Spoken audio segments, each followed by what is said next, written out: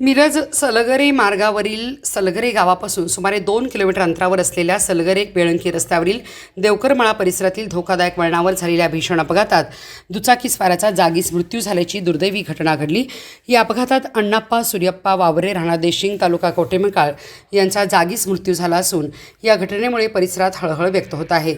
प्राथमिक माहितीनुसार अण्णाप्पा वावरे हे आपल्या दुचाकीवरून जात असताना सलगरे बेळंकी मार्गावरील देवकरमळा परिसरातील वळणाजवळ पोहोचताच त्यांच्या दुचाकीवरील नियंत्रण अचानक सुटल्याने दुचाकी घसरून भीषण अपघात झाला।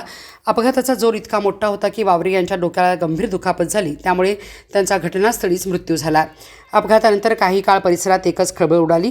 घटनेची माहिती मिळताच स्थानिक नागरिकांनी घटनास्थळी धाव घेत मदत कार्य सुरू केले, तसेच पोलिसांनाही घटनेची माहिती देण्यात आली। माहिती मिळाल्यानंतर कवठेमंकाळ पोलीस तातडीने घटनास्थळी दाखल झाले। पोलिसांनी घटनास्थळाचा पंचनामा करून मृतदेह ताब्यात घेतला आणि पुढील वैद्यकीय व कायदेशीर प्रक्रियेसाठी रुग्णालयात हलविण्यात आला।